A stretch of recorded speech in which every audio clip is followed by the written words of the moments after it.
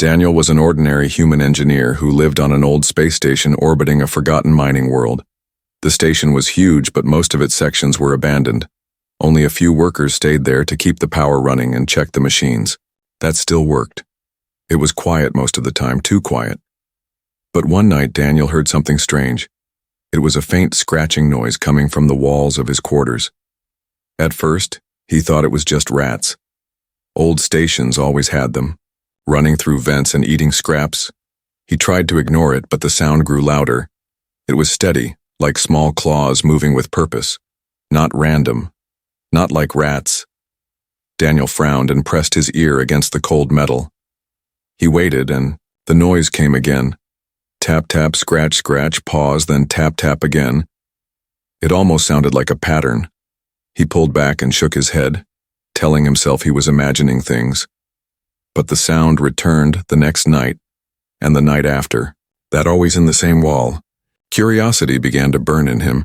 He had worked on space stations for years. He knew the difference between broken pipes, rats, and machinery. This was something else, something alive. Each time he listened closely, his chest grew tighter. There was intent in those scratches, like someone trying to call for help. One evening, when the lights dimmed and the station entered its night cycle, Daniel decided to follow the noise. He carried a small lamp and a repair tool. He traced the sound through empty corridors filled with dust and flickering lights. The deeper he went, the less the station looked like home. Rusty walls, broken wires, and long shadows filled the path. Yet the scratching grew louder, leading him onward. At one point, he stopped near an old cargo bay. The sound was strong here, echoing against the silent hall. Daniel swept his lamp across the room. At first, he saw nothing but crates stacked in messy piles. Then behind one tall crate, he noticed something odd. A section of wall with strange marks. The scratches were coming from there. His heart beat faster. He moved the crate aside, coughing as dust rose into the air.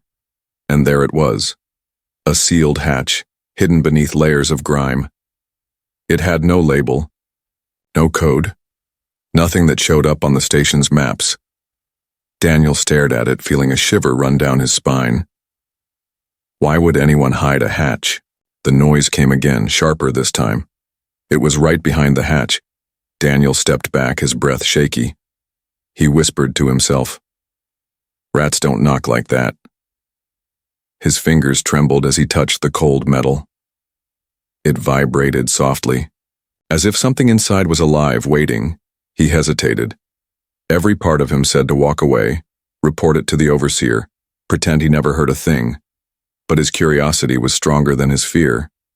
He pulled out his repair tool and pressed it. Against the lock, sparks flashed, the tool hummed. The hatch gave a soft click. For a moment, Daniel froze. The silence on the other side was heavy. Then slowly the hatch shifted open just a crack. A gust of cold air escaped, carrying with it a faint blue glow. Daniel's eyes widened, his lamp flickered. The noise had stopped, but he felt something. Far more unsettling, he was not alone. His heart pounded so loud it drowned out the silence. He pushed the hatch open further. The light grew brighter, spilling across his face. Inside was a narrow passage, hidden all this time behind walls. The scratching had not been rats at all. Something or someone had been waiting here, and Daniel had just found the door to it. He looked around quickly, making sure no one was near. If the overseer discovered this, Daniel knew there would be questions he could not answer. But the thought of leaving this mystery unsolved tore at him. The station had been his home for years, yet he realized he knew so little about it. And now, with the hatch open, he had stepped into something far greater than routine repairs. Daniel took a deep breath. His lamp trembled in his hand. The cold air from the passage made goosebumps rise on his skin. Whatever was inside, he would find out, because he could no longer lie to himself. The noises were real, the hatch was real, and the secret was waiting just beyond. Daniel stood at the edge of the open hatch, staring into the narrow passage that stretched before him. The air drifting out was colder than anything else on the station. It smelled strange too, not like rust or engine grease, but like frozen metal and something older. The blue glow pulsed softly along the walls inside, like veins carrying light. Through a hidden body, he hesitated for a second, then grabbed his small tool bag and ducked into the passage. His shoulders barely fit through the tight space. He crouched low, careful not to touch the walls. They hummed under the skin of the station, alive with silent energy. It was too advanced to be part of the original design. Daniel had repaired nearly every room on this station. This part should not exist. As he moved forward, the glow from the walls grew brighter. Symbols appeared, strange curved lines and dots that moved like ink inside glass. They floated just above the surface of the walls. When Daniel reached out to touch one, it shifted and disappeared. His fingers passed through thin air, but his skin tingled where the light had been. "What is this place?" he whispered. His voice didn't echo. It was like the passage swallowed sound completely. He felt like he had entered another world inside the station, one built by someone else, for someone else. After crawling for several meters, the narrow tunnel opened into a small chamber. The floor was metal, but newer, smoother, almost organic in texture. In the center of the room stood a round pod, its surface covered in the same glowing symbols. It was humming, gently, like a machine breathing in sleep, and inside, through the semi-transparent shell, he saw movement. Daniel leaned closer. There was someone, or something, inside the pod, a figure, curled tightly, small and still. He wiped the sweat from his face, unsure if it was fear or heat. The pod gave off no warmth, but the tension in the air made his skin slick. He tapped the surface gently. It responded with a slow ripple of light. The figure inside shifted. Daniel stepped back quickly, his heart pounding. The pod hissed softly, and the outer shell began to melt away like fog under sunlight. There, lying inside, was a child, but not a human child. Her skin was pale silver, almost translucent, and her head had faint glowing lines like the ones on the walls. Her eyes opened slowly, large, round, and full of light. They looked directly into Daniel's, not with fear, but with quiet pleading. Daniel froze. The girl sat up weakly and placed her small hand on the edge of the pod. Her mouth moved, but no sound came out. Instead, Daniel felt something in his mind, a soft pressure like a thought trying to push through. Then he heard her, not with his ears, but in his head. Help. One word, but it hit him like a weight. Daniel staggered backward, breathing hard. He had never experienced anything like this before. This wasn't just a lost child, this was something far more powerful and far more dangerous. "Who are you?" he asked aloud. The girl tilted her head slightly, her glowing eyes never leaving his. She tried to stand but collapsed against the side of the pod. Daniel stepped forward on instinct and caught her. She was lighter than she looked, and cold to the touch. She trembled slightly as he wrapped her in his jacket. He looked around the room again. No exit, no panels, no wires, just smooth walls and the strange symbols still floating around them. How had she gotten in here? Why was there no record of this place? Daniel knew one thing. If he left her here, she would die. The station's systems would never detect this hidden room. No one would hear her cries. He couldn't let that happen. He had already opened the hatch, already crossed the line. He was part of this now. "All right," he whispered, lifting her in his arms. "I'll get you out of here."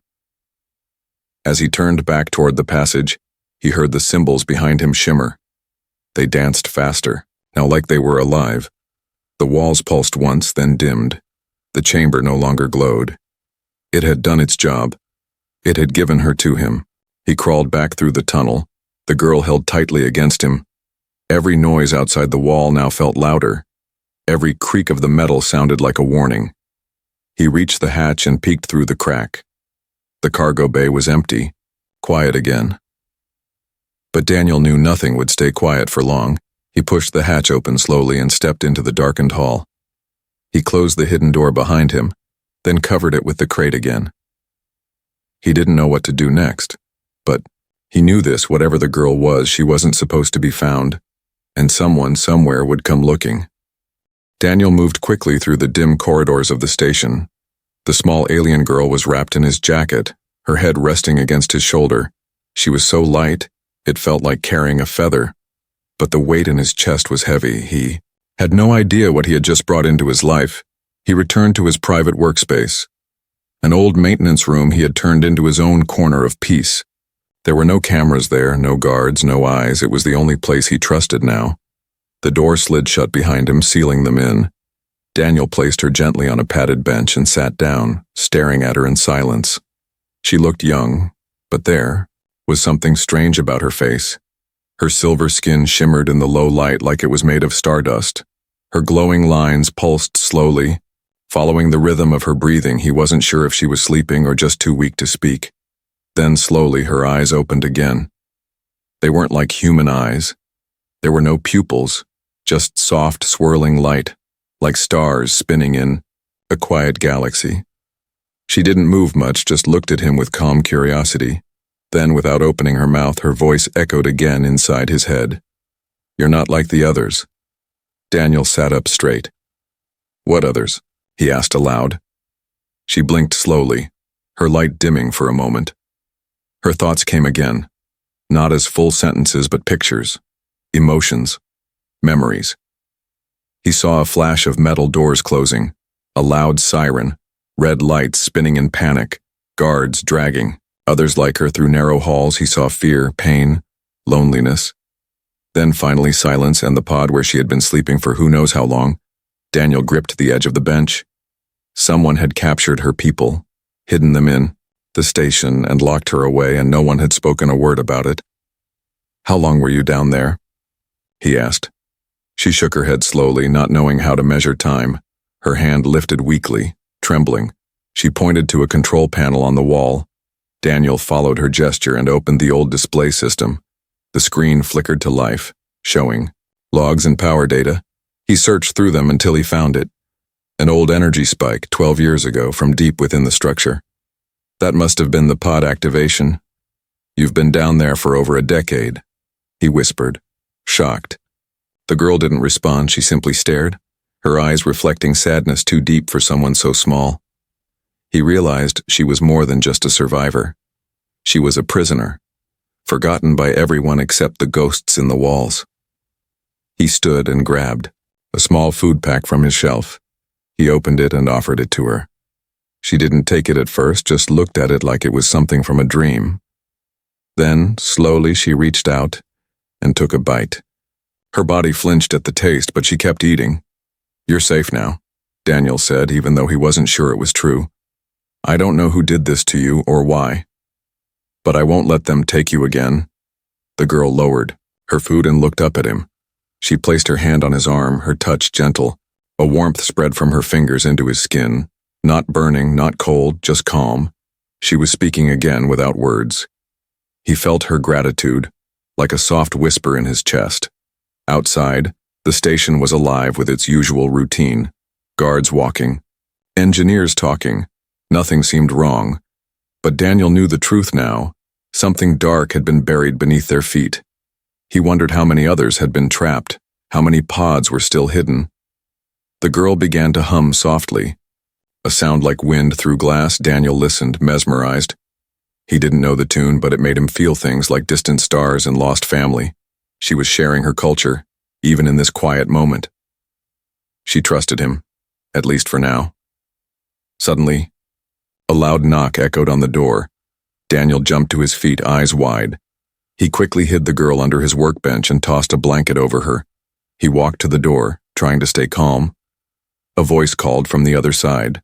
"Maintenance report requested on Deck B, Engineer Daniel, respond." He recognized the voice. It was one of the guards. Daniel pressed the comm button and replied, "Got it, I'll be there in 5 minutes." As the footsteps faded away, he turned back to the girl.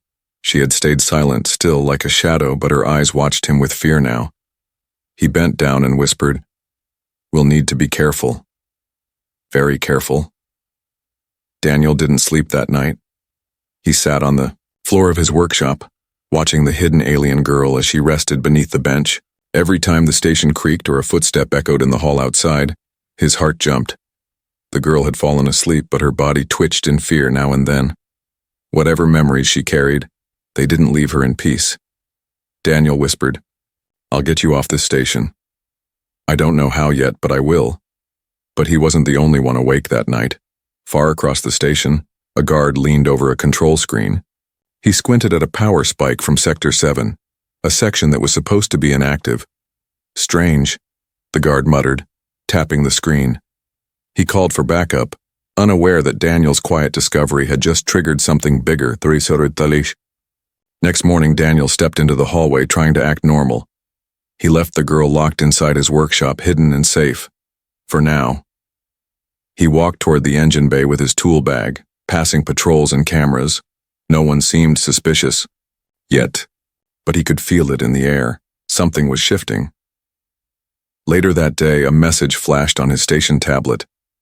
"Report to Central Command. Immediate." Daniel's breath caught in his throat. He glanced at the camera above him and forced a calm expression on his face. Then he walked toward Central, hiding the panic in his chest. Inside the command room, 2 officers and a security chief waited. The chief, a tall alien with rough green skin, folded his arms and stared at Daniel. "We noticed you accessed a restricted maintenance tunnel," the chief said slowly. "Care to explain why?" Daniel kept his voice steady. "Old logs showed energy irregularities near the storage bay," he said. "Thought it might be a broken relay or rodent damage. I didn't see any signs of life." The chief narrowed his eyes. "Nothing unusual at all?" Daniel shook his head. "Just dusty walls and dead wires." After a tense silence, the officers nodded. "You're free to go," one said, "but let us know if you see anything else strange." Daniel walked out with a fake calm smile, but inside every part of him was screaming. They were watching him now. He had to move faster. When he returned to the workshop, the girl was waiting, sitting up beneath the bench. She looked at him with silent questions. He knelt beside her and whispered, "We need to leave this place. Soon." That night, Daniel made his move. He waited until the 3rd shift began, when most of the crew were tired or asleep. He packed a bag with emergency rations, spare, batteries, and a basic breathing mask. He gently helped the girl stand, wrapping her in a loose cloak and cap. To anyone looking, she would just seem like a small mechanic's assistant. They stepped into the hallway, moving slowly. The lights above flickered as they passed, a common glitch. But it made Daniel feel exposed. Every footstep echoed like a warning. They took the lower maintenance tunnels, barely used by anyone except engineers. But even in those dark places, shadows were moving. Guards had been deployed. They were checking panels, scanning walls. Reviewing camera feeds, someone had tipped them off. Daniel's breath quickened as he pulled the girl behind a power unit. 2 guards passed nearby, talking in hushed tones. "Sector 7's readings don't lie," one muttered. "Someone opened something down there. If they find out we've been hiding her kind," the other whispered, "we're finished." Daniel's eyes widened. They knew. They had hidden her on purpose, maybe others too. He had stepped into a web of lies and secrets. Now he had to escape before they closed it around him. He and... The girl moved again, this time faster. They avoided cameras, slid behind old crates, ducked through ventilation shafts. Every time Daniel looked at the girl, she met his eyes with quiet strength. She never cried, never complained. She trusted him, even as danger closed in from all sides. When they reached the docking bay's service corridor, Daniel's heart raced. Only one more door stood between them and a shuttle. But just as he reached for the console, the alarms blared. Red lights flashed across the station. "Unauthorized access detected," a robotic voice announced. "Security lockdown in progress." Daniel spun around. Guards were coming from both ends of the corridor. No time left, he grabbed the girl's hand and ran. Not to the shuttle, but deeper into the service shafts. Through darkness, heat, and rising pressure. They fled like ghosts. He had no plan anymore, only instinct. They needed a hiding place just for the night. Somewhere to breathe, to think. The girl gripped his hand tightly, her light pulsing faster with fear. They reached a forgotten corner of the station, an old emergency vent room.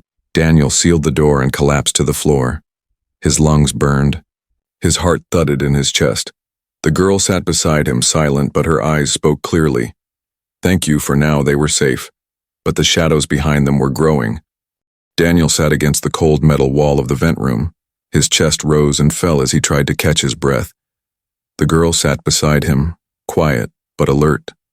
Her glowing eyes moved slowly, watching him, the door, the flickering light above. They had escaped the guards, for now, but Daniel knew this moment of peace wouldn't last long. Outside, the station was locked down. No one entered, no one left. Security teams were sweeping every sector. They didn't just want to find her. They were afraid of what she was, and that terrified Daniel more than anything. The girl reached out and placed her hand on Daniel's forehead. He flinched slightly but then relaxed. Her touch was soft, almost electric. And in that moment, something passed between them. Not words, not pictures, but memory. Daniel's eyes widened as he saw flashes in his mind.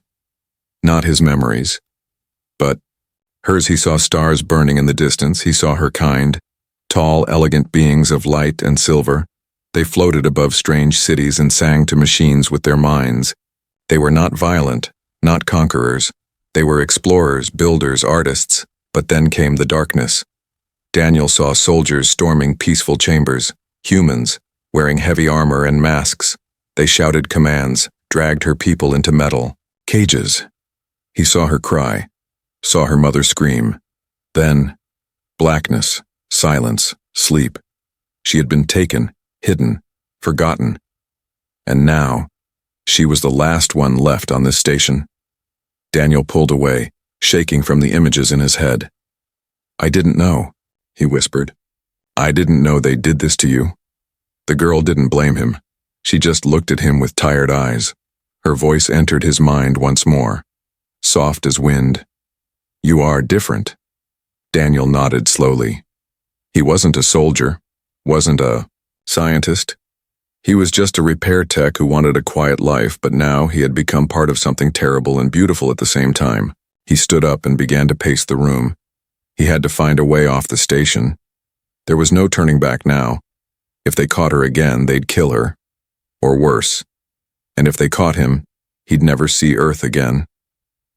The girl watched him, sensing his storm of thoughts. She rose slowly and walked to the center of the room. Then she closed her eyes and began to hum. The sound was not loud, but it filled the space around them. It vibrated through the floor and into the walls. Machines hummed in return. Old panels blinked to life, lights pulsing in rhythm with her hum. Daniel stared in awe. She wasn't just a prisoner. She was connected to technology in a way he couldn't understand. She could talk to machines. It made sense now.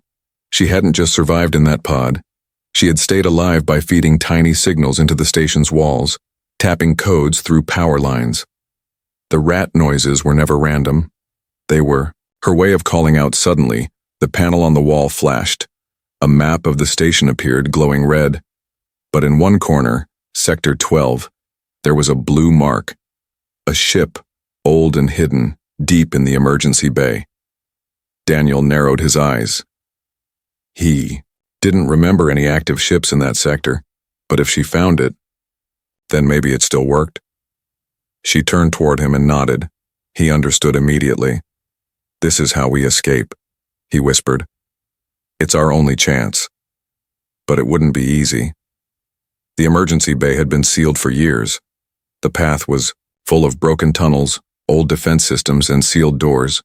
They would have to move fast and quiet, and if the guards caught them before then, it would all be over. The girl reached out and touched the screen again. The map zoomed in on the escape path. It showed energy traps, motion detectors, even a few live defense drones. Daniel gritted his teeth. This station was supposed to be a home, he said bitterly, not a prison. The girl placed her hand on his chest, and for the first time, her lips moved. One word escaped, soft and clear. Home. Daniel blinked. It was the first actual word she had spoken aloud. It hit him deep. She wanted the same thing he did. Not revenge, Not war, just safety. He grabbed his bag and rechecked the supplies. Rations, tools, stun flares, and a small cutting torch. He handed her a small wristband, something he had built long ago to scan doors. She slipped it on easily. The lights on it flickered, then steadied to green. "Let's go," he said, voice low. "We've got one shot." The vent door slid open, and they stepped into the corridor. The shadows were longer now. The station creaked like it was waking up from a long nightmare. Somewhere deep inside, the truth had been revealed, and now the chase would begin again, but this time Daniel wasn't just running, he was fighting. Daniel moved through the station like a ghost. The girl followed close behind, her steps light and silent. The emergency path to Sector 12 was long, full of broken panels and old wiring. It hadn't been used in years, but thanks to the girl's map, he knew where to go. Every corner brought danger. Every flickering light felt like an eye watching them. They passed a sealed door, and Daniel pulled out his torch. He cut through the weak metal, sparks flying as the heat chewed through the frame. The girl placed her hand on the panel beside it, and the symbols on her wristband glowed. The door clicked, then slid open with a soft groan. They slipped through, not knowing what waited on the other side. What Daniel didn't know was that someone had been tracking them. The guards had lost them earlier, but now silent drones had picked up faint heat signatures. Red dots blinked on the surveillance screens as the chief of security leaned closer. "There they are," he growled. "Send a team." Meanwhile, Daniel and the girl entered an old tunnel lined with dusty glass panels.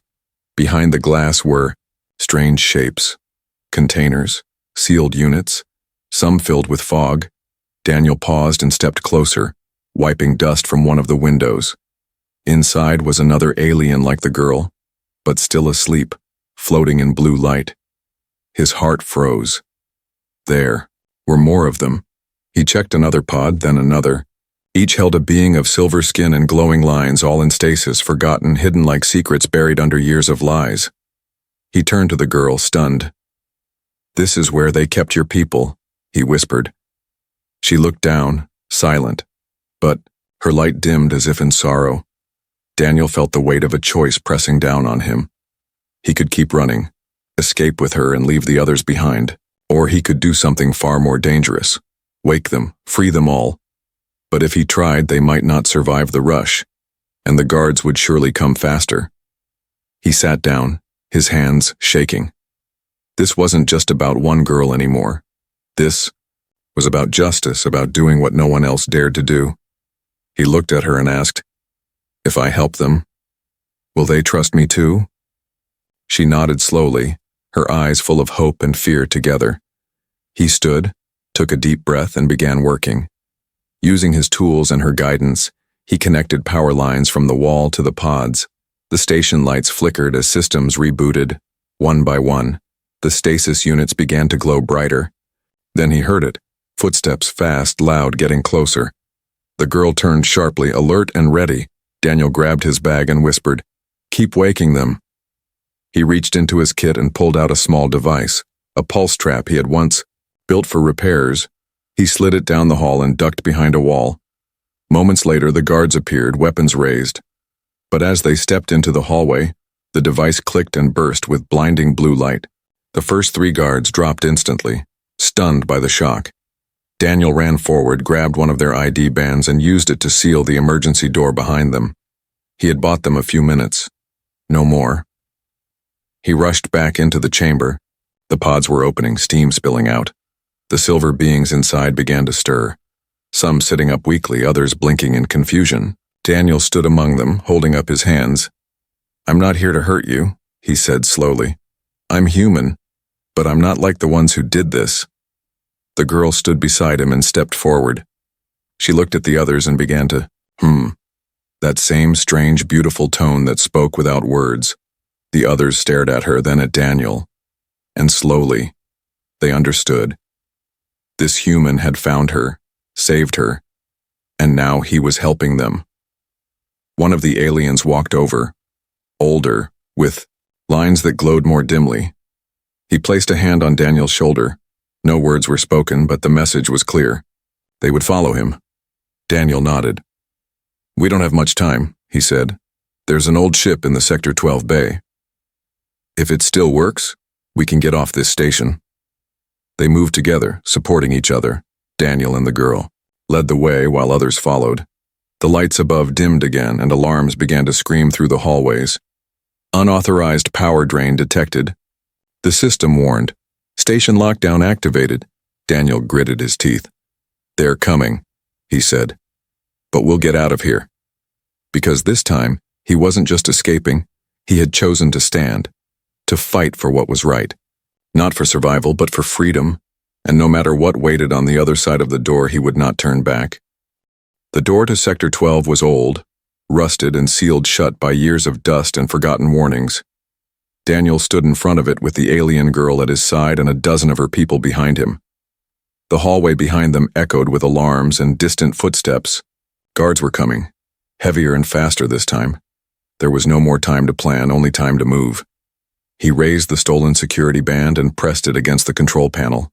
The lights on the panel blinked red, then green. The door groaned. As it slid open halfway, stuck on something inside, Daniel shoved it with his shoulder until it gave way, just enough for them to slip through. Inside, the air was thick with old oil and silence. The hangar was covered in shadows, full of broken crates and retired tech, but in the far corner, hidden under a tarp, sat the ship. It was unlike the others, sleek, curved, with symbols etched into its hull. The girl stepped forward and touched the ship's surface, and the symbols lit up instantly. Daniel exhaled. "It's still alive," he whispered. The ship responded to her touch like it had been waiting. A hatch opened, and a soft hum filled the hangar. The others followed, their tired eyes filling, with light for the first time, but they weren't safe yet. Behind them, the heavy metal doors slammed open. Armed guards flooded in, shouting warnings, raising weapons. "Don't move," the commander barked. "You're harboring fugitives." Daniel turned, placing himself between the girl and the soldiers. "She's not a fugitive," he said firmly. "You're the criminals, locking children in walls, hiding entire species." The guards didn't care. They fired a warning shot, and the sound cracked through the hangar like thunder. The girl stepped forward, her eyes glowing bright. She raised her hand, and the ship responded instantly. A shimmering wall of light formed between them and the guards. Bullets struck the barrier and melted into sparks. The aliens behind her began to hum. Low and deep, a sound that echoed through the metal floor. Machines around the hangar responded. Panels opened, engines warmed, lights blinked to life. Daniel felt a pulse in the air as if the station itself was waking up. The ship's engine roared, quiet but strong. The hatch opened wide, inviting them inside. Daniel shouted, "Everyone in, now!" He helped the older aliens first, then pulled the girl toward the ramp. Shots rang out again, but the barrier held strong. The soldiers screamed, confused and afraid. One of them tried to rush forward, only to be thrown back by an invisible force. Inside the ship, the walls were smooth and glowing. The seats formed automatically around the passengers. Controls floated in the air like light, ready to respond to thought. Daniel sat in the front, unsure how to fly it, but the girl stood beside him, eyes closed, hands glowing softly. The ship lifted from the floor, smooth and weightless. The hangar shook as sparks rained from the ceiling. The main door began to close behind them, sealing off the chaos. Guards ran forward, but it was too late. The ship turned slowly, engines humming louder. Then, with a sound like a heartbeat rising into a storm, the ship launched. It punched through the ceiling with a beam of blue light, tearing through the old metal like paper. Outside, stars opened before them, wide and silent. The station shrank behind them, alarms still flashing in the distance, but no one followed. Inside the ship, Daniel sat in silence. His hands trembled. His heart still racing, the girl turned to him, her glow now soft and peaceful. He looked at her and smiled. "You okay?" he asked. She nodded. Then slowly, she walked to the center of the ship, raised her hands and began to sing. It wasn't like the hum before. This was a song, a real one, filled with sorrow, memory, and freedom. The others joined her, their voices rising in harmony. Daniel closed his eyes and listened, letting the sound carry through him. For the first time, the station felt far behind, and the future felt real. The ship flew into deep space, no longer hiding. They had no destination. But it didn't matter. They were together. They were free. And Daniel knew that wherever they went, it would be better than the darkness they left behind. He looked around the ship, at the beings once hidden in silence, now glowing with life. He didn't save just one girl. He saved a forgotten people, and in doing so, he found something more than purpose. He found family,